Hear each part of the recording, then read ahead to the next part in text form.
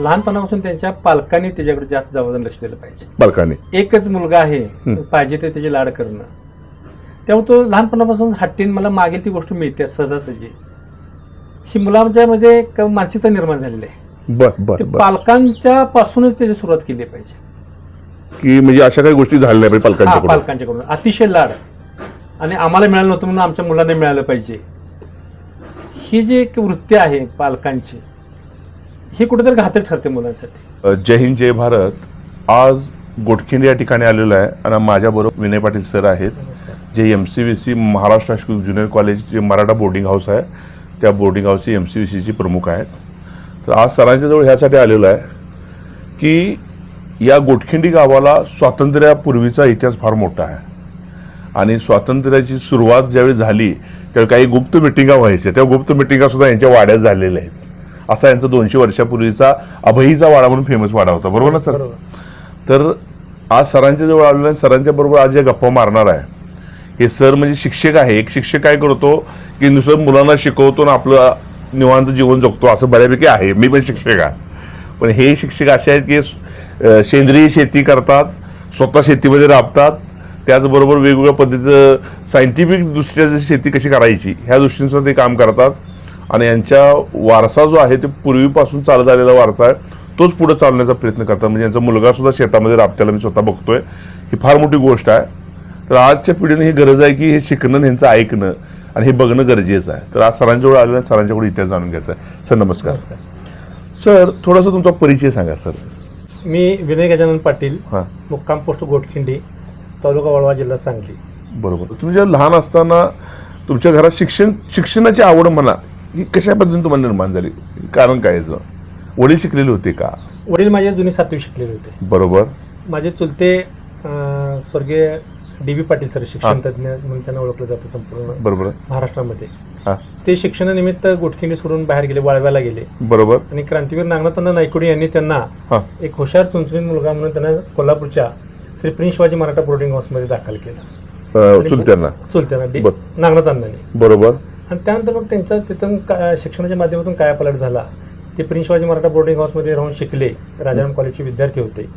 आणि ज्या संस्थेमध्ये शिकले त्या संस्थेच्या तत्कालीन लोकांनी त्यांना त्यांचं एकूण कामकाज बघून डायरेक्ट त्यांना महाराष्ट्र हायस्कूलचे मुख्याध्यापक म्हणून नेमणूक दिली. डायरेक्ट मुख्याध्यापक नाही, डायरेक्ट मुख्याध्यापक म्हणून. बर. आणि त्यावेळेला प्रिन्स शिवाजी मराठा बोर्डिंग हाऊसचं एकच युनिट होतं, महाराष्ट्र हायस्कूल. बरोबर. चालू झालं होतं. 59 विद्यार्थी होते. बर. आणि मग त्यांच्या कार्यकर्तृत्वावरती DB साहेबांनी मग त्या संस्थेची प्रचंड अशी भरभराट केली. बरोबर. त्याचा मूळ पाया नागनाथांना नायकवडी. बर. त्यांनी त्यांना तिकडे नेलं आणि अण्णांच्या विश्वासाला पात्र ठरून एक बहुजनांची संस्था महाराष्ट्रात आदर्श निर्माण करण्याचं काम माझे चुलते DB पाटील सरांनी केलं. त्यांच्यामुळे आमच्या घरामध्ये सगळा शिक्षणाचा वारसा.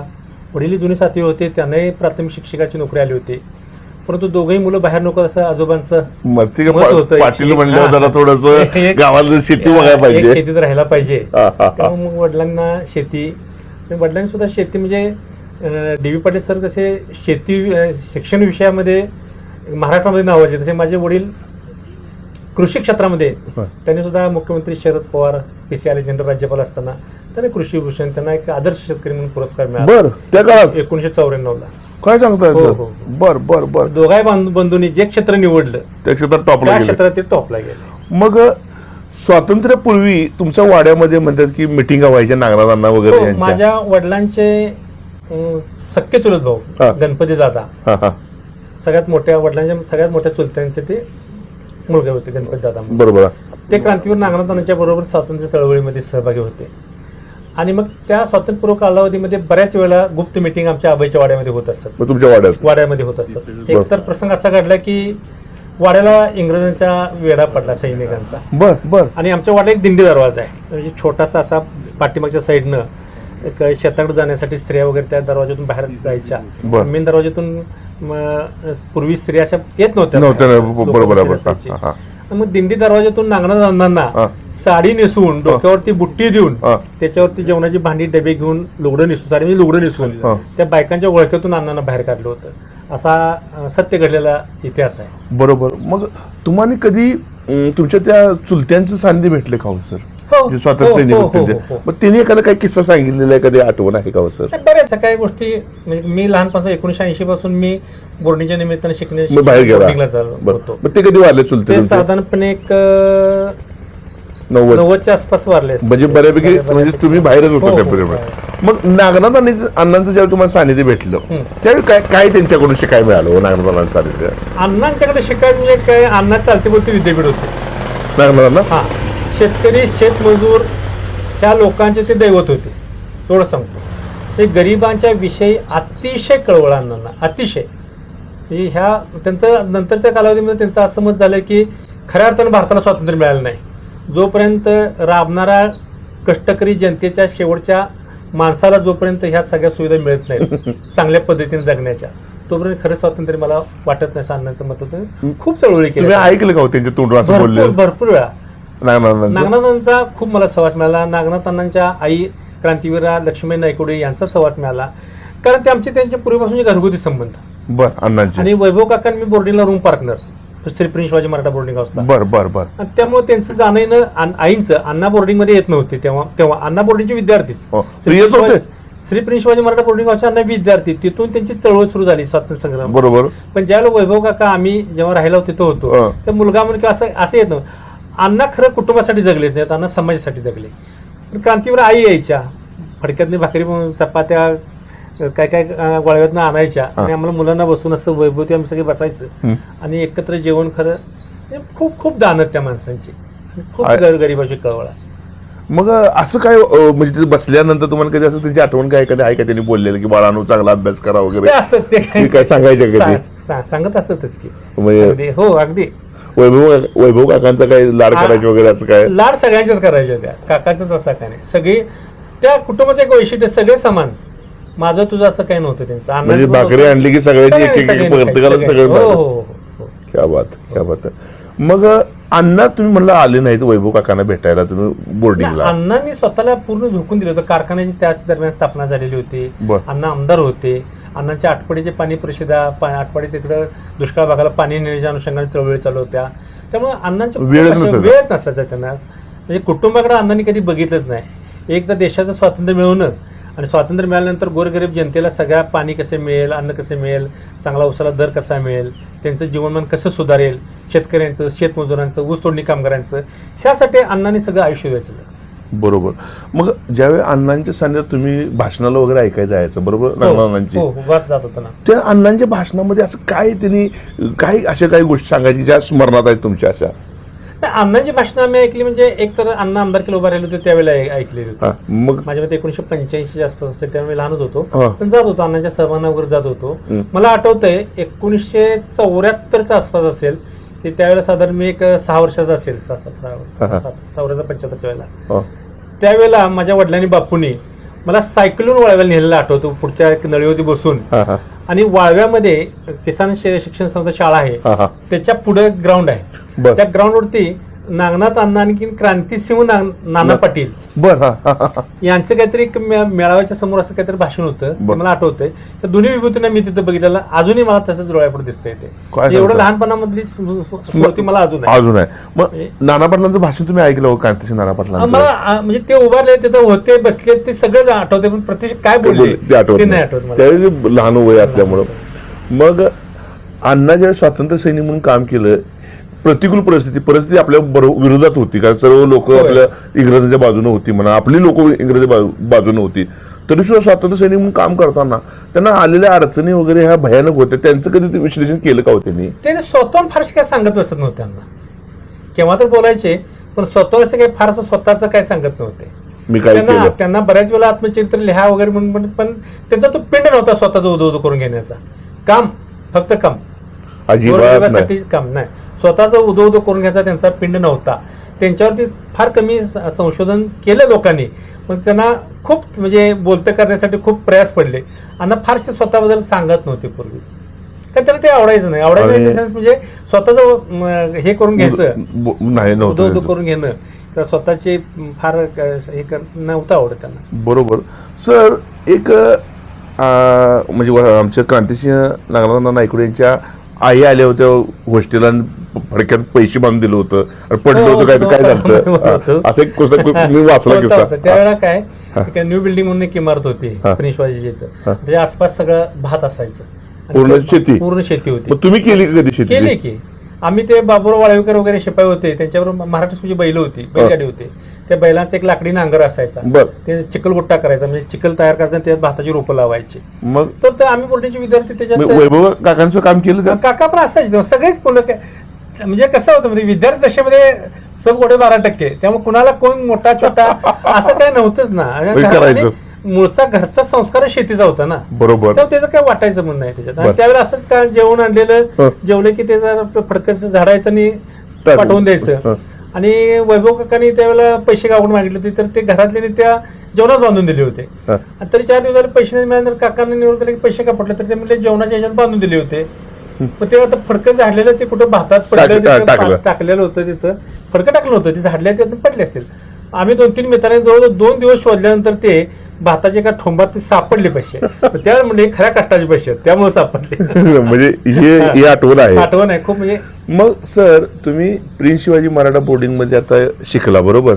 तिथं मोठमोठे वक्ते आले सर. हो बरोबर.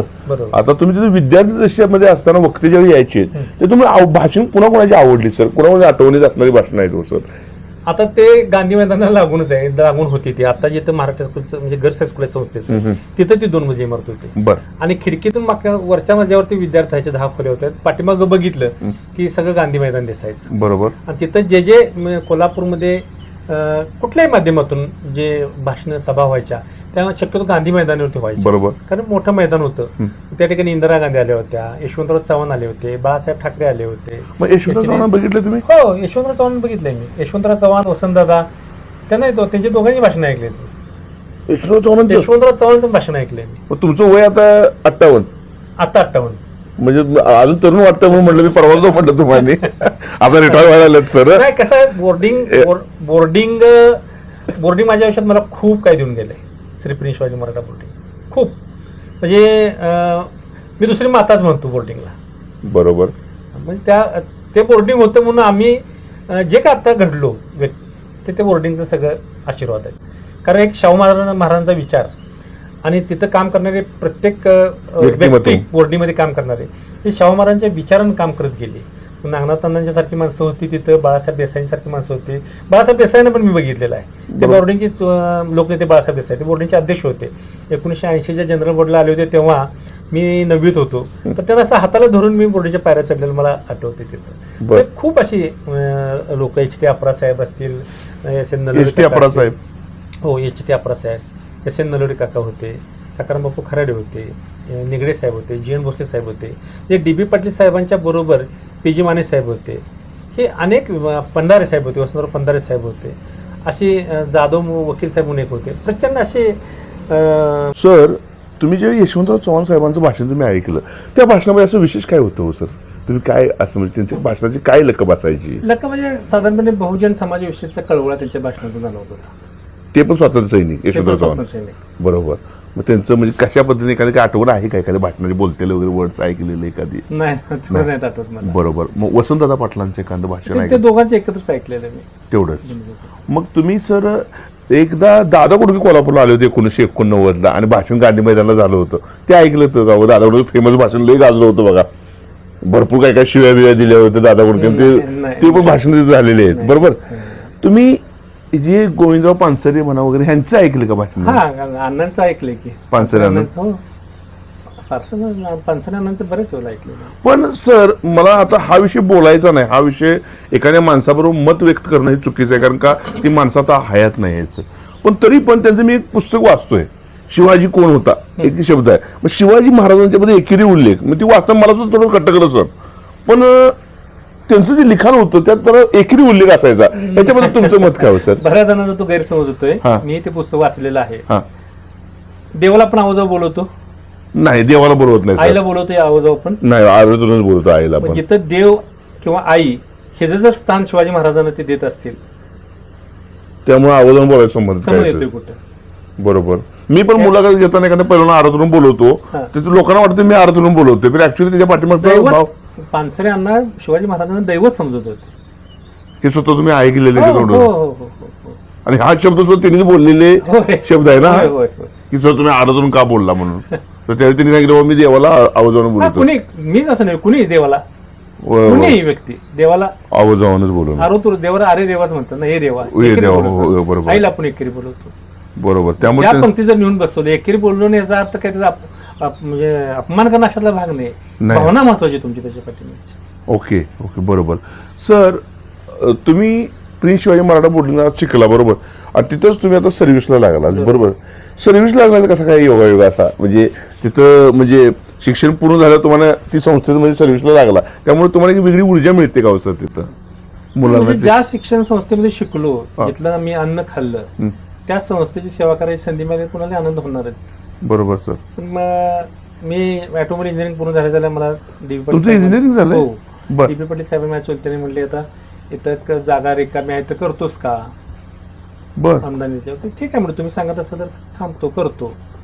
वास्तविक इंजिनिअरिंगला ऍडमिशन घेतलं होतं म्हणजे काही टीचिंग फील्डमध्ये येण्यासाठी घेतलं नाही नव्हतं. इंजिनिअरिंग हा विषय नाही. त्या पण तिथं इंजिनिअरिंग ब्रँचच एक +2 लेवलला केंद्र सरकारने एक मंजुरी दिली. मंजुरी दिली. मग ते माझं शिक्षण पूर्ण व्हायला त्याला मंजुरी मिळालं. शासनाचे ते धोरणात्मक निर्णय होऊन ते ब्रँचेस इथं येण्यासाठी गाठले. तो योगायोग म्हणावा लागेल. बरोबर. आणि त्या माध्यमातून मग मी मग- तिथं जॉब स्वीकारला. आता तिथे संचालक म्हणून सुद्धा काम करताय होय, बरोबर बरोबर. बोर्डिंगला.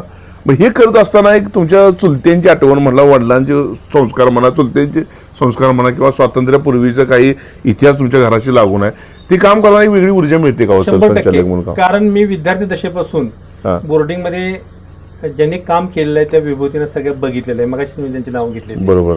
आणि त्या लोकांच्या आचरणाची एक परिणाम म्हणून किंवा आचरणाचा प्रभाव हा हा माझ्यावरती आहे पडला. बरोबर. आणि ही सगळी लोक राजर्षी छत्रपती शाहू महाराजांच्या विचारानं काम करत होते. तिथं म्हणजे पदरच घालून काम करणं म्हणतो ना, हा. लोकांसाठी समाजाच्या कल्याणासाठी, ह्या भावनेतली सगळी लोक होती. मी काय झालं सर, हा. परवा मी असं बसलेलो आणि एका शिपाई माझ्याजवळ आले जुन्या काळातले, आणि मी म्हटलं ते डी पाटील साहेबांचा फोटो त्यांनी दाखवला, तर ह्या माणसानं माझं लय चांगलं केलंय म्हणून सांगितलं, असं सर बोललेत ते. बरोबर. मग ते मला फार भावलं सर ते, मी असं बोलण्याची भाषा, आणि म्हणलेत की ह्या माणसानं मला शिव्या दिल्या शेवटी पण माझं वाटलं कधी म्हणजे पोटावर कधी लात मारणार, म्हणजे पाठीव मारलं, शिव्या देणार, रागवणार, पण प्रेम माझं कधी पोटावर कधी नुकसान केलं नाही. ही फार मोठी गोष्ट आहे सर. होय ना. म्हणजे हेच एक काम केल्याची पावती म्हणतोय का ना, ती पावती मिळाली सर. सर आता जे तुम्ही काम करताना एवढ्या बॉडीमध्ये जुन्या काळातली तुमची सगळी बॉडी आहे होती, तुमची, म्हणजे होती. चेअरमन साहेब पण आमचे, आहे. के जी पाटील साहेब पण, त्या जुन्या प्रकार. किल्लेदार साहेब ह्यांच्या आहे. सानिध्यात राहिल्यामुळे तुम्हाला जुन्या काही गोष्टीचं काम करताना असं हे येते का हो सर, ऊर्जा येते का हो सर? आता जुनं नवं सर मिस झालं ना. हा. म्हणजे डी पाटील साहेबांच्या बरोबर गोविंदराव पानसरे अण्णांच्या बरोबर त्या, म्हणजे मी जेव्हा डायरेक्ट बोर्डमध्ये गेलो संचालक मंडळात, तेव्हा ही सगळी मोठी माणसं होती तिथं. म्हणजे कोण पानसरे साहेब होते, DB साहेब होते, तिथं त्या बॉडीमध्ये? बॉडीमध्ये होते. त्यांच्याबरोबर थोडे दिवस काम करण्याची संधी मला मिळाली. बरोबर बरोबर. RD आणि पाटील वडगावकर साहेब होते, बरोबर. RD आतकिरे सर होते, AG वणिरे सर होते. ही जी जुनी DB पाटील साहेबांच्या बरोबर जी कामं केलेली त्यांच्या समवयस्क मंडळी होती, त्या सगळ्यांच्या बरोबर काही दिवस मला कार्यकारी मंडळात काम करण्याची संधी मिळाली. त्यामुळे त्यांचे विचार, त्यांचे काम करण्याची पद्धत ते आपोआपच शिकले गेलं ना. बरोबर. ज्यावेळी तुम्ही विद्यार्थी दशेत असताना तुम्हाला वनिरे सर होते, आतकिरे सर होते बरोबर, तिथं त्यांची शिकवण्याची पद्धत कशी होती हो? का तुम्ही आता डिंपडे सरांचं पुतणी आहे म्हटलं तुम्हाला मारायचं नाही अशी पद्धत होती नाही का? नाही, नाही नाही, अजिबात नाही. सगळ्यांना समान न्याय होता. चुकलं तर कुणालाही माफ केलं जात नव्हतं, म्हणजे कोण पण असू कोणी दे. असू दे, आणि त्याला प्रोटेक्ट केलं जात नव्हतं. चूक ते चूक, बरोबर ते बरोबर. बरोबर. म्हणजे त्यांनी पनिशमेंट हो. देताना बघितलं नाही मागायला नाही नाही, चुकला की चुकलं असं नाही. असं. मग तुम्ही त्या ग्राउंडवर कधी फुटबॉल खेळला का हो कधी? हा खेळ माझे जास्त व्हॉलीबॉलकडे जरा जास्त माझा कल होता. व्हॉलीबॉल. मग काही कुठं काही पर्यंत खेळला हो, का? गेलं इंटर डिप्लोमा स्पोर्ट्सला मी गोवा वगैरे. नॅशनल खेळाय? आमचे इंटर डिप्लोमा स्पोर्ट्स होते ना, बरोबर. स्पोर्ट्सच्या याच्यातून विभागीय वगैरे जात होतो. मी टीमचा कॅप्टन होतो व्हॉलीबॉलच्या. म्हणजे खेळाचं हे तुम्हाला तिथून सुद्धा मिळालं? बोर्डिंग मध्ये कंपल्सरी 5:30 ते 6:30 खेळायचंच. संध्याकाळी? कॅप्टन शंकरराव घाडगे हा. आमचे रेक्टर होते, मिलिटरी मॅन होते. ते हा. अतिशय कडक, बर. अतिशय कडक, पण अतिशय चांगला माणूस. बर. मुलांना शिस्त लावण्यासाठी पहाटे 5 ला स्वतः उठून सगळ्या मुलांना उठून प्रार्थना घ्यायची. आमचं पहाटे 5 ते रात्री 10 हे मिलिटरीच्या शेड्यूल प्रमाणे ते विद्यार्थ्यांच्याकडून करून घेत असत. स्वतः 3,000 हो. त्यामुळे म्हणजे त्यामुळे 1 तास कंपल्सरी खेळायचं म्हणजे खेळायचं. म्हणजे तुमच्या तंदुरुस्तीचं राज हे आहे की तुम्ही मिलिटरीमॅन तुम्हाला हे भेटला, बरोबर ना? भेटले अगदी. मग आता आमची पण सिलेक्शन इथं केलं तर त्यामुळेच केलं काय? एक शिस्त पाहिजे. आणि माझं मत आहे की प्रत्येकाच्या आयुष्याला शिस्त पाहिजे. बरोबर. काही पाश्चात्य राष्ट्रामध्ये असं ऐकून आहे की तरुण मुलांना मिलिटरीचं प्रशिक्षण कंपल्सरी 5 वर्ष नोकरी मिलिटरीमध्ये करायचीच. तसं खरं आपल्या स्वतः देशात व्हायला पाहिजे असं मला म्हणायचं. शिस्त पाहिजे. मग ही अग्निवीर आली, आता ह्या विषय तुम्हाला माहित नसावं बऱ्यापैकी. अग्निवीर आता 4 वर्षाची प्रत्येक मुलाला कंपल्शन केलेलं आहे, म्हणजे मुलाला म्हणण्यापेक्षा तरुण वर्गाला कंपल्शन नाही केलेलं. नाही, ऑप्शनल ठेवलंय. ऑप्शनल ठेवलं. माझं मध्ये कंपल्शन केलं पाहिजे. प्रत्येकाला केलं पाहिजे. प्रत्येकाला केलं पाहिजे. मिलिटरी शिस्त पाहिजे. जर असं असेल तर आज सुद्धा त्या गोष्टीमुळे तुम्हाला लवकर उठणे म्हणा, हो, आई मी फोटो एखाद्या कुणा मोठ्या मोठ्या पाया पडणे म्हणा, ह्या गोष्टी आहेत ना. मग आता ज्यावेळी गोटखिनीची संस्था तुमची आता आहे, शिक्षण संस्था, यामध्ये तुम्हाला संचालक होण्याचा किंवा चेअरमन होण्याचा जो योगायोग आला तुम्हाला, हे तुमचे गुरुवरही कोणतरी असे होते की त्यांनी म्हणजे चुलत्यानेच डीबी सरनेच माझ्या कामाचं बघितल्यानंतर इथल्या बोर्ड ऑफ डायरेक्टर मध्ये त्यांनी घेतलं मला इथं गोटखिनीमध्ये सुद्धा संचालक म्हणून. संचालक म्हणून ते स्वतः अध्यक्ष होते. अनेक वर्ष अध्यक्ष होते.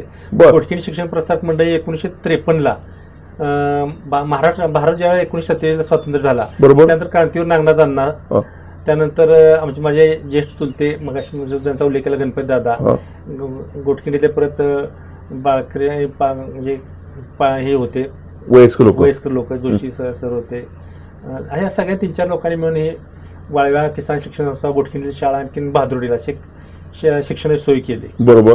आणि 1958 शिक्षण प्रसारक गोटखिंडी अशी एक संस्था स्थापन केली. त्याला ती शाळा तोडून दिली आणि किसान शिक्षण संस्थेची वाळव्या तशीच राहिली. बरोबर. आणि त्यानंतर काही वर्षांनी DV साहेब त्याचे अध्यक्ष झाले. पूर्वीपासून ते बोर्डात होते त्या. बरोबर. मग त्यांनी कार्यकारिणीमध्ये संधी दिली. आणि 2019 ज्यावेळी त्यांचं निधन झालं त्यावेळेला गावातले तुमचे कार्यकारिणीमधले जे ज्येष्ठ आता माझे गुरुवर DR थोरात सर वगैरे आहेत. त्यांचं आज वय 95 वर्ष आहे. DB सरांच्या बरोबरीने त्यांनी शिक्षण संस्थेमध्ये काम केले. ते त्या शाळेचे मुख्याध्यापक होते. ते आणि डॉक्टर राजू पाटील म्हणजे माझे चुलत भाऊ आहेत, ते सचिव आहेत. हे सगळ्यांनी असा विचार केला की तू DB साहेबांच्या म्हणजे थोरात सरांच्या भाषेत सांगायचं तर तू दादासाहेबांच्या तालमीत तयार झालायस शिक्षणाच्या, असं म्हणलं. त्यामुळे ही जबाबदारी तू घ्यायचीस. मग त्यांनी एका मताने त्यांनी माझ्यावरती ते सोपवलं अध्यक्षपदाची जबाबदारी. आणि त्यांच्या विश्वासाला मी पात्र ठरलो असं त्यांच्याच तोंडून अनेकदा ऐकलं, समाधान वाटतं. बरोबर सर. मग तुमच्या गोटखिंडी संस्था आता फार जुनी, 1953 म्हणजे बरोबर जवळजवळ 70-80 वर्षापूर्वी संस्था. तर या संस्थेमधून काही परदेशी जाऊन शिकलेले विद्यार्थी वगैरे काय आहेत का हो?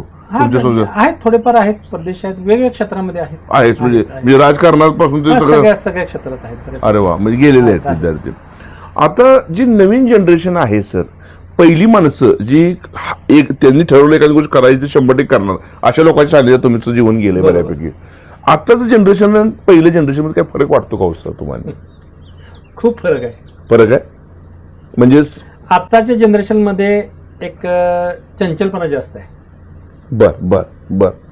पूर्वीच एखादी गोष्ट करायची तर करायचीच आणि प्रामाणिकपणे करायची. बरोबर. आता तसं जाणवत नाही फारसं. चलबिचलता जास्त आहे, एकाग्रता कमी आहे, चिकाटी कमी आहे, शारीरिक कष्ट नको आहे, एक इझी अवेलेबिलिटी म्हणतो नाही, सहजासहजी सगळं उपलब्ध झालं पाहिजे. बरोबर. आणि भौतिक सुखाच्या मागे लागलेला समाज साधारण मुलांच्या मध्ये टेंडन्सी दिसते. हे 90% तरी अशा पद्धतीनं जाणवते सगळं. मग येणाऱ्या काळात त्याचा दुष्परिणाम काय होऊ शकतात सर तुमच्या नजरेनं? ह्याचे दुष्परिणाम काय होऊ शकतात येणाऱ्या काळात? येणाऱ्या काळामध्ये म्हणजे APJ अब्दुल कलाम साहेबांचं जे स्वप्न होतं की विकसित भारत,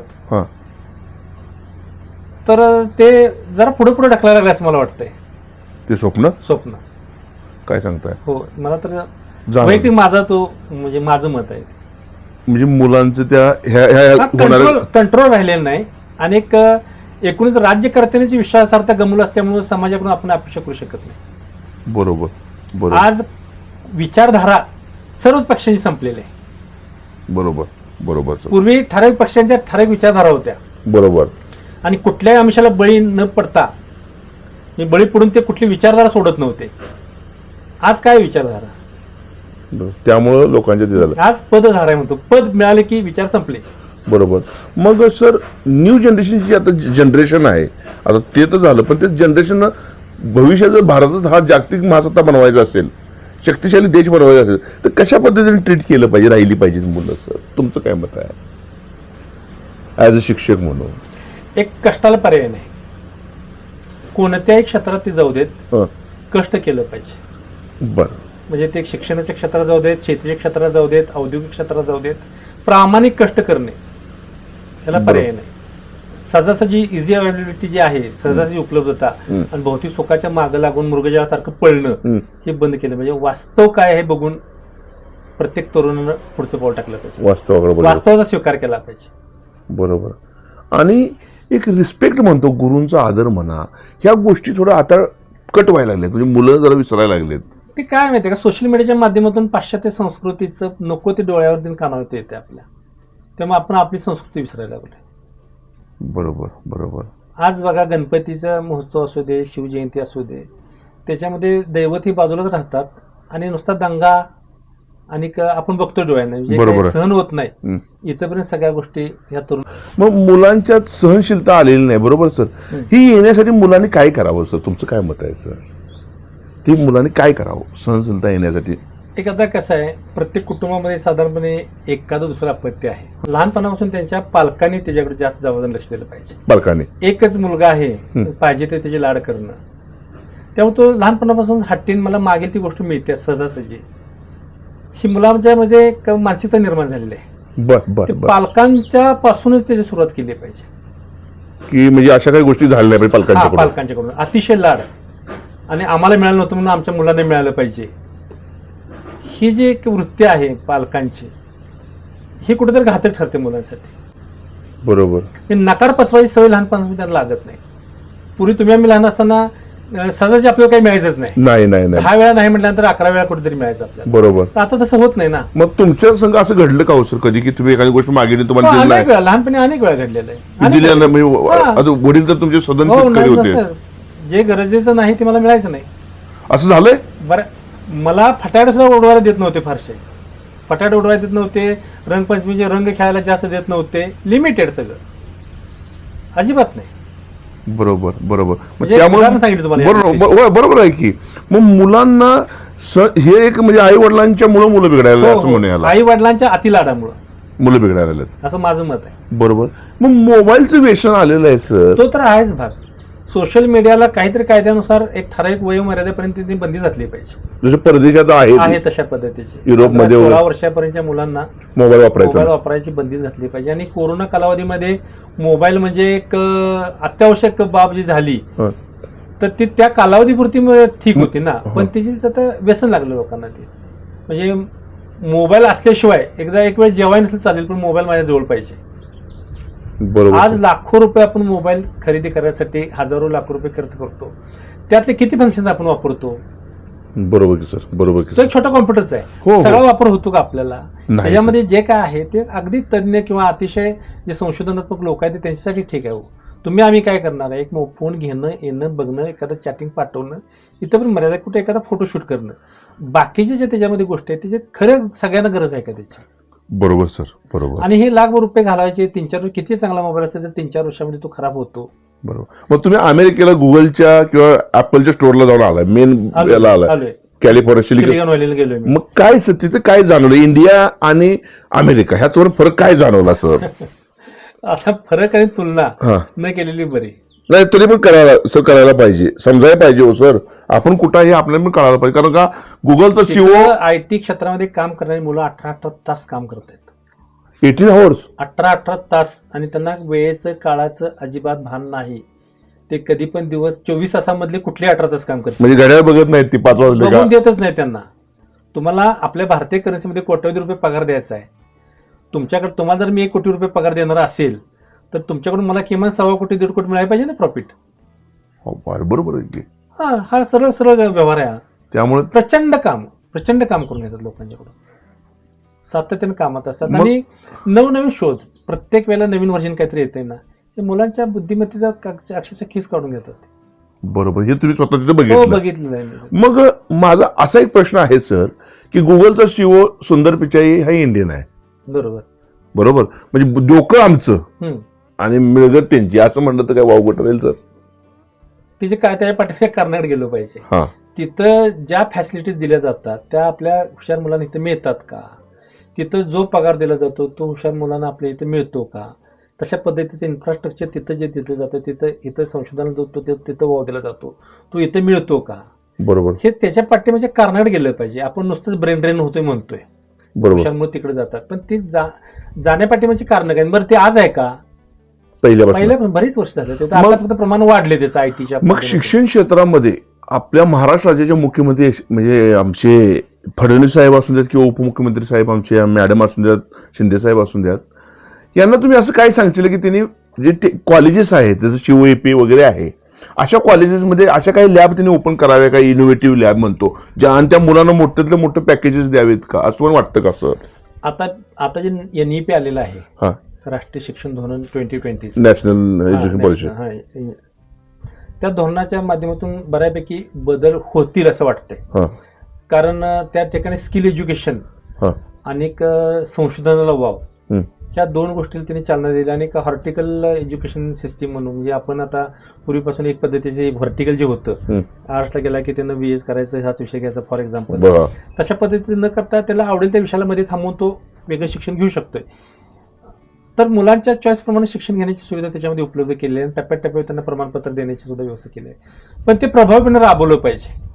परंपरागत शिक्षण पद्धती जे आमच्या संस्था चालकांच्या किंवा आत्ता जे काही बऱ्यापैकी जे शिक्षक आहेत त्यांच्या मनावरती जे बिंबले ना, ते डायव्हर्शन करायसाठी तेवढे इच्छुक आणि उत्सुक दिसत नाहीत.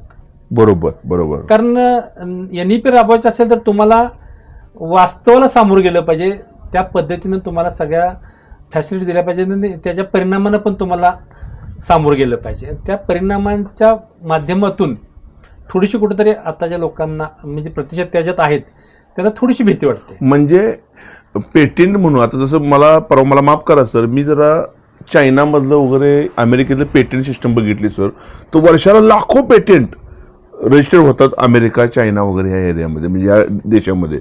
भारतामध्ये त्यांच्या तुलनेनं फार कमी पेटेंट रजिस्टर होतात. ह्याच्याबद्दल सुद्धा काही करावं असं वाटतं तुम्हाला? संशोधनाला किती वाव दिला जातो आपल्या इथं? हा, म्हणजे पॉलिसी. संशोधनाला वाव किती दिला जातो, संशोधनाला ग्रँट किती जाते, सरकारकडून किती दिली जाते? तिकडे ग्रँट जास्त आहे, भरपूर अब्जावधी रुपये संशोधनावरती खर्च केले जातात. त्या देशात आता सुद्धा केले जातात. बर बर बर. अब्जावधी रुपये संशोधनासाठी दिले जातात. आणि आपल्याकडे तिथल्या शिक्षण पद्धतींना, आपल्या शिक्षण पद्धतीत मला एकच गोष्ट प्रामुख्याने जाणवली की शिक्षण पद्धती म्हणण्यापेक्षा एक मुलाखती सांगतो मला. आपण मुलाखती काय घेतो नोकरी घेणार, तुझं नाव काय, गाव काय, तुझा अनुभव किती, आणि जे काय त्याला सिलेबस मध्ये असेल ते आपण ते विचारतो. बरोबर. मग तुझं नाव काय, गाव काय तुझ्या बायोडेटामध्ये असतं का नाही, असतं. परत आम्ही तेच काय विचारतो. बरोबर. शिकलाय काय ते पण असतं, सगळंच असतं. बरोबर. एक फॉर्मॅलिटी म्हणून पूर्ण करतो आपण, आणि त्याला जे अभ्यासक्रमात आहेत त्याच्यात 4 उत्तर आली तर हा चांगला आहे म्हणून आपण ते सिलेक्शन करतो. तर आता तसं राहिलं नाही. त्या तिकडे जे मी बघितलं किंवा अनुभवलंय किंवा मुलांकडून ऐकलेलं आहे, हे जे आता त्या पुस्तकात काय ते तुला यायलाच पाहिजे. बरोबर. ते विचारण्यात काय मतलब नाही. तुला ज्या पोस्टसाठी घेणार आहे आम्ही, बरोबर, त्याच्या संदर्भामध्ये आता आहे त्याशिवाय वेगळं तू काय करू शकतोस ते अर्धा तास एक्सप्लेन कर. बर बर. ते करायचं एक्सप्लेन, त्यानं सांगायचं ना. आता जे आहे ते आलंच पाहिजे तुला. येतेच आम्ही गृहीत धरतो, त्याशिवाय तर तुला डिग्री मिळालेली नाही. पण आता तुला ज्या पोस्टला कामावर घ्यायचं आहे त्याच्यासाठी तू आतापेक्षा वेगळं काय चांगलं करून दाखवू शकतो. त्याचा अर्धा तास 10, 20, 25 मिनिट तू डिस्कस कर. तेवढ्यातच त्यानं सांगायचं त्या कॅन्डिडेटने काय करणार आहे, त्याच्यातले स्किल्स काय तू वापरणार आहे. ओके. आणि ते सांगितलं सिलेक्ट. त्याचं जर ते स्किल्स पटलं ते मेन कमिटीला तर ते सिलेक्शन करतात. नाहीतर नाही. मग बऱ्याच वेळा 3, 4, 5 टप्प्यातून त्यांच्या मुलाखती होत असतात. पहिला राऊंड, दुसरा, तिसरा, चौथा. आपली जी शिक्षण पद्धती आहे मागच्या 30 वर्षापासून सिलेबस आपला डेड सिलेबस आहे इंजिनिअरिंगचा. मला माफ करा, आणि आज तुम्ही पण शिक्षक आहे, मी पण शिक्षक आहे. हा सिलेबस आम्हाला पण जे शिकवला तो सिलेबस आपण आता मुलांना पण शिकवतोय. बदलाला सामोरं जाण्याची आपली फारशी मानसिकता नव्हती. नाही का नव्हती? आता थोडंसं आहे, मानसिकता निर्माण व्हायला लागल्या, कारण त्याशिवाय पर्यायच नाही. बरोबर. आता पूर्वी बदलाला सामोरे काम करणारा पण बदल नको होता. बरोबर. एक नोकरी लागल्या पहिल्या ज्या नोट्स काढल्यात ना, रिटायरमेंटच्या वेळेपर्यंत त्या नोट्स असायच्या. हो. काय अर्थ आहे तसल्या पद्धतीला? एकच नुसतं तोच भाग. नवीन काय देत होतो आपण विद्यार्थ्यांना? बरोबर सर. त्यामुळे आता न्यू जी एज्युकेशन पॉलिसी आली आहे, नॅशनल एज्युकेशन पॉलिसी, यामध्ये आता नवीन नवीन काही गोष्टी व्हायला हो लागल्या व्हायला लागले. आणि त्यामुळे येणाऱ्या काळात भारत हा पुढे जाण्याची शक्यता जास्त आहे. हा ते इम्प्लिमेंट चांगलं झालं तर आशेचा किरण कुठे तर आहे असं मला हरकत नाही. क्या बात आहे सर. आता हा एक प्रश्न विचारतो, ऍज अ शिक्षक म्हणून आता तुम्ही रिटायरमेंटला चाललाय, आता तरुण आहेचा तो भाग वेगळा, दिसताय तरुण वयानं तुम्ही रिटायरमेंटला आलेला आहे सर. तरी शिक्षकांना तुम्ही काय सांगशील, शिक्षकांनी कशा पद्धतीने टीचिंग करावं किंवा मुलांशी कसा संवाद साधावा याच्याबद्दल तुम्ही काय सांगशील सर? कारण मी पण शिक्षक आहे, पण तुमच्याकडून जरा मला ऐकायचं आहे, म्हणजे आम्ही तसं करू शकतो का बघायचं आहे. शिक्षकांनी मुलांना वास्तवाचे भान दिलं पाहिजे, वास्तव हा स्किल दिलं पाहिजे, बर नाविन्याचं सातत्यानं नाविन्यपूर्ण नॉलेज दिलं पाहिजे. एक बदलत्या म्हणजे एकूण परिस्थितीनुसार शिक्षकांना पण बदललं पाहिजे. बर तसं राहायचं नाही राहायचं. जी टेक्नॉलॉजी आहे ती पहिली शिक्षण आत्मसात केली पाहिजे, मग मुलांच्या पुढे दिली पाहिजे. बरोबर. आणि जेव्हा हा शिक्षक त्या पद्धतीने जेव्हा मुलांच्यावरती देईल नॉलेज, ते ऑटोमॅटिक तेव्हा विद्यार्थ्यांना तो शिक्षक आवडायला लागेलच ना. क्या बात आहे सर, क्या बात आहे. शिक्षकांना पहिलं अपडेट कायम अपडेट राहिलं पाहिजे शिक्षकांना. क्या बात आहे सर, क्या बात आहे. दुसरी गोष्ट सर, आता थोडं गैरप्रकार होताना मी बघतोय भरपूर मीडियामध्ये आता येते, कुठल्या शिक्षकानं कुणा मुलाला मारलं, एखादा मेसेज केला तर अश्लील मेसेज केला म्हणून अशा काही गोष्टी येतात. तर ह्यासाठी शिक्षकांनी कशा पद्धतीने चरित्रवान राहावं याबद्दल तुम्ही काय सांगशील असं? आता हे ज्याचा त्याचा वैयक्तिक तो दोष आहे म्हणायचा, की विकृती आहे म्हणायची. जो शिक्षक असं विद्यार्थ्यांच्या बाबतीमध्ये कृत्य करतो बरोबर, तो विकृतच म्हणला पाहिजे, आणि अशा विकृताला ती शिक्षक म्हणून राहण्याचा नैतिक अधिकार नाही. क्या बात आहे. त्यामुळं हा कधी कोणाची नियत बदलेला आपण आता कसं तसं नोकरी घेतल्यानंतर कसं जज करू शकतो? नाही करू शकतो. बरोबर. स्वतःहून स्वतःच्या मनानं प्रत्येकाने ठरवलं पाहिजे आपल्याला कसं वागायला पाहिजे. कारण तो पेशा म्हणजे एकदम पांढर पेशा मला बरंच वाचनात एक आलं की मनुष्य जन्माला येताना सज्जन असतो. जन्माला येताना सज्जन असतो, पण तो मरताना सज्जन असणं हे अतिशय तुमच्या आयुष्याचं एक मर्म आहे. ते चांगलं मरताना सज्जन असलं पाहिजे मनुष्य. क्या बात. हे म्हणजे ह्याच्यातून एक फार मोठा संदेश जातो ना सर. म्हणजे त्या आणि तुम्ही अशा लोकांनी राहिल्यामुळं, जसं तुमचे चुलते, तुमचे वडील, परत तुमचे मोठमोठे लोक जे व्यक्तिमत्व राहिले, त्यामुळे एक असं वेगळं हे मिळतं ना सर, ऊर्जा मिळते लोकांच्या, म्हणजे आठवणीतून सुद्धा ऊर्जा मिळते. आता ते विभूती नाहीत, काळाच्या पडद्याआड गेले, त्यांच्या स्मरण होतं, डोळे पाणावतात, पण त्यांच्या आठवणीत आणि त्यांच्या विचारावरती आम्ही वाटचाल करतो आयुष्याची पुढची. आणि खरंच त्यांच्या मग नागनाथ अण्णा असतील, माझे चुलते डी पाटील साहेब असतील, माझे वडील बापू असतील, गजानन बापू असतील, दररोज त्या लोकांच्या आठवणी येतात. बोर्डिंगच्या कॅम्पसमध्ये गेले असताना त्या जुन्या विभूतींच्या सगळ्या आठवणी येतात, आणि आपोआप ती नसते तर सुद्धा त्यांच्या पुढे एक मान झुकते माझी. एवढं हे आहे त्यांच्यावर खूप आदर आहे. कारण त्यांनी जे शिकवलं ते फार मोठ्या गोष्टी शिकवल्या. त्यांनी वागण्यातून शिकवलं, स्वतःच्या बोलण्यातून काही गोष्टी सांगितल्या, पण सगळेच काही सांगू शकत नाहीत, पण त्यांच्या वागण्यातून आम्ही शिकलो. क्या बात आहे. म्हणजे एवढी व्यक्तिमत्व होती, अशी एकदम हे होते करेक्ट. टायमाचं पण त्यांचं लय अतिशय पर्टिक्युलर टाइम. कारण काही तर म्हणतात की मॅडम घरात पाहुणे आले होते डी साहेबांच्या, काय किस्सा घडला होता, हे मला जरा आतकरी सर एक बोलले होते. होय ना, आले होते. ते काय पत्नी होती म्हणून काय पत्नीला एक नियम आणि बाकीला एक नियम असं नव्हतं. त्यांची रजा मांडली काय, लगेच रेड मार्क करत होते. ते अजिबात कोणाला माफ करत नव्हते. तू रजेवर कधी चुकत नव्हते. स्वतः तरी किती 9,960,000 असायचे.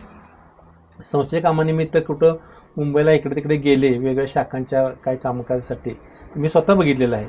पहाटे 3, 4ला, 2:30ला, 3ला, 4ला, 5ला किंवा यायचे, त्यावेळेस घाट वगैरे पॅक व्हायचे. रस्ता व्यवस्थित नव्हता. यायचे, लगेच आंघोळ करायचं, चहा घ्यायचा, आणखी सकाळी 7:30च्या आत 7:15 वाजता शाळेत हजर असायचे शनिवारचे वगैरे. म्हणजे मी मुंबईत आलोय, संशय कामासाठी आलोय, जरा विश्रांती घेऊन निवांत, अजिबात नाही, कधीही नाही. कधीही नाही. क्या बात. सर, जाता जाता नवीन पिढीला काय सांगशील हो सर? नवीन पिढीला, आता येणाऱ्या पिढीला तुम्ही काय सांगशील? प्रामाणिक कष्ट करा, दुसरं काय सांगू मी. प्रामाणिक जे काय स्वीकारताय ना तुम्ही, त्याच्यामध्ये स्वतःच जे काय योगदान द्यायचं आहे ते प्रामाणिक योगदान द्या. काही करा तुम्ही, कुठल्याही क्षेत्रात जावा, पण तिथं प्रामाणिक योगदान द्या. तुमचं जे काय आहे आतलं ते प्रामाणिकपणे होतं त्याच्यामध्ये. बरोबर. व्यसनाधीनता वाढलेली आहे सर. म्हणजे गुटखा खाणे, तंबाखू खाणे, व्यसन करणे, दारू पिणे ही मुलांच्या मध्ये वाढलेलं आहे. वयस्क लोक एक ठीक आहे मुलींच्या सर. मध्ये पण वाढलेलं आहे, फक्त मुलांच्या मध्येच नाही. म्हणजे आणि चांगल्या इंजिनिअरिंग मेडिकलच्या कॉलेजच्या मुलांच्या मध्ये तर याचं प्रमाण खूप असलेलं जाणवत. मुलं मुली दोघांच्या बरोबर. हा, माझा मुलगा स्वतः MBBS आता MD करतोय. हं.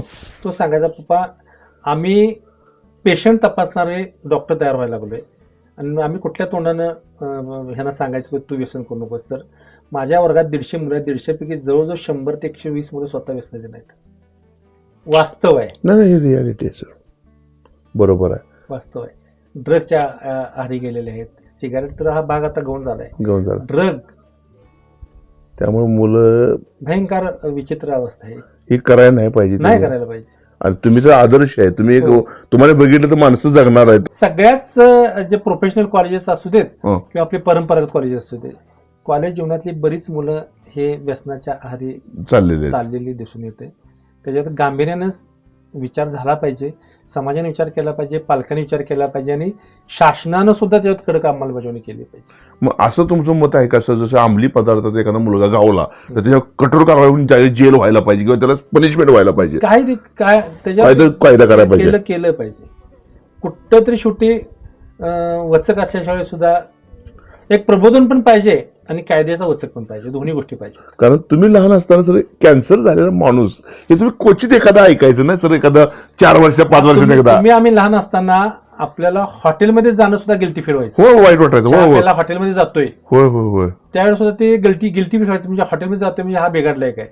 हो हो बाहेरचं खाणं. हो हो. म्हणजे आता आणि आज काय बघा की त्याच्यात. आज ते पॅशन झाले म्हणजे आज हॉटेलमध्ये passion जाणार. झालंय. होय. आज इतकं पॅशन पुढे झालंय की बाप आणि मुलगा एका टेबलावर बसून दारू पितात. होय सर, होय सर, हे पण चुकीचं आहे.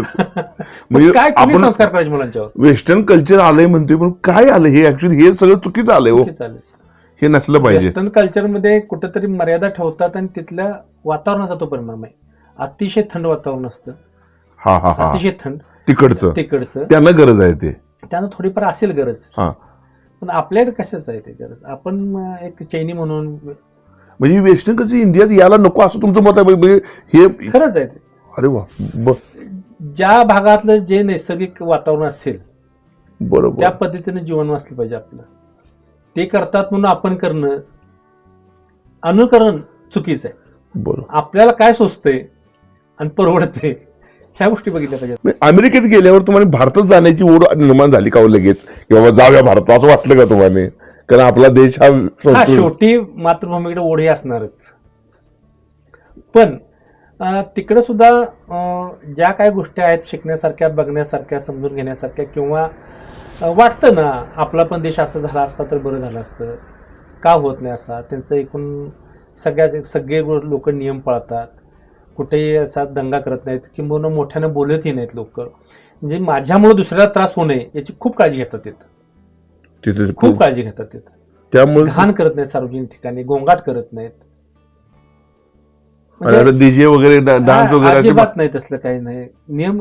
आणि एखाद्याला जर गाडी ड्राईव्ह करत असताना पाठीमागे एखाद्यानं जर हॉर्न वाजवला आपल्याला तरी सुद्धा गिल्टी फील होतं. अरे मला हॉर्न बसला, मी काय चुकलो, हे गिल्टी फील होतं त्या लोकांना तिथं. हो. म्हणजे इतके त्यांच्या अंगामध्ये भिनले नियम. माझ्यामुळे दुसऱ्याला कोणाला त्रास झाला, गिल्टी फील होतं त्यांना. हे आपल्या देशात सुद्धा हळूहळू यायला पाहिजे. तुम्ही सेंद्रिय शेती आता करताय, आज शिक्षक आहे. 2-3 प्रयोग मी इतर राबवायला आता चालूच आहेत माझ्याकडे. बरं. आर्टिफिशियल इंटेलिजन्स, एआयचा बुद्धिमत्ता प्रकल्प जो आहे त्याच्या माध्यमातून एक 2.5 एकर ऊसाची लागण केलेली आहे. म्हणजे काय बारामती कृषी विज्ञान केंद्र जे आहे शरद पवार साहेबांचं, ते बारामती कृषी विज्ञान केंद्र आणि एक जयंत पाटील साहेबांचा, राजनभाऊ पाटील साखर कारखाना यांच्या संयुक्त विद्यमाने एक प्रोजेक्ट राबवला आहे. त्या प्रोजेक्टमध्ये मी स्वतः, काही शेतकरी आहेत त्यातला मी एक भाग घेतलेला आहे त्याच्यामध्ये.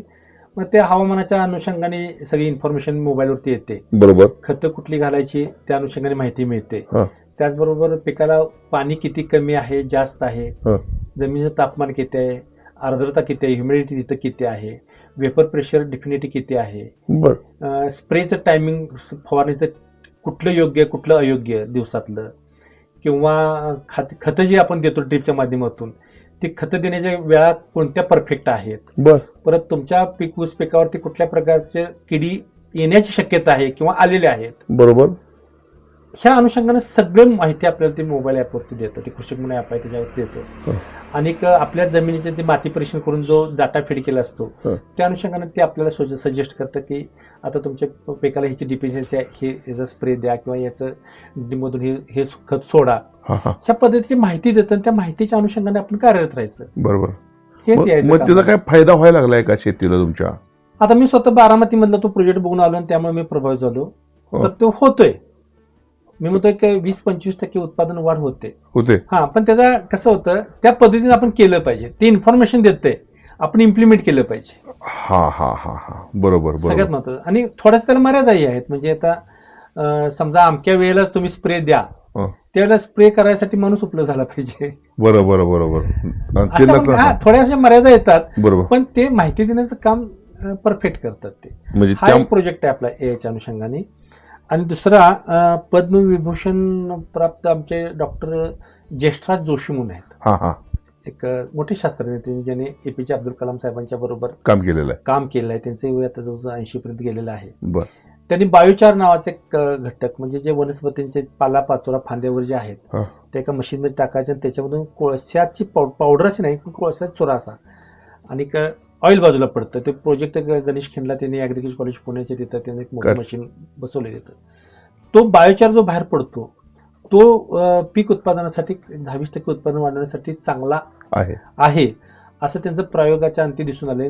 तो एक माझ्या इथं 21 गुंठ्यावरती तो एक प्रयोग आपला राबवलेला आहे की रॅन्डम ब्लॉक डिझाईन करून 1-1 गुंठ्याचं, त्याच्यामध्ये 3-3 गुंठ्या 1-1 गुंठ्याचे असे रॅन्डम करून नंबरिंग करून त्यातल्या 3-3 गुंठ्याला 1-1 प्रकारचे खत मात्रा, मग ते बायोचार 1 टन पर एकर, 2 टन पर एकर, ते मुख्य भरणीच्या वेळेला किंवा बाळ भरणीच्या वेळेला, आणि वेगळ्या खत मात्रा, अशा पद्धतीचे 7 प्रकारच्या खत मात्रा देऊन त्या ऊसाचं आता संशोधन इथं चालू आहे. ज्येष्ठ शास्त्रज्ञ डॉक्टर बाळकृष्ण जमदग्ने, जे वनस्पती शरीरक्रिया शास्त्रज्ञ राहुरी कृषी विद्यापीठामध्ये होते, आणि डॉक्टर BP पाटील साहेब, जे कोकण कृषी विद्यापीठ दापोलीमध्ये एक ॲग्रोनॉमिस्ट होते.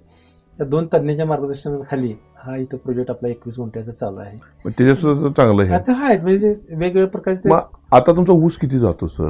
आता तुम्ही ॲज अ शिक्षक आहे, एक शिक्षक ऊस किती घालवतो का? त्या शेवटी ऊस किती घालवतो हे म्हणण्यापेक्षा ऊसाचा ॲव्हरेज किती काढतो हा जर प्रश्न विचारला असता तर बरं झालं. इन्कम टॅक्स ऊस माझा 800 टनापर्यंत 1000 टनापर्यंत 1100 टनापर्यंत जातो. 11,000 टन. बरं.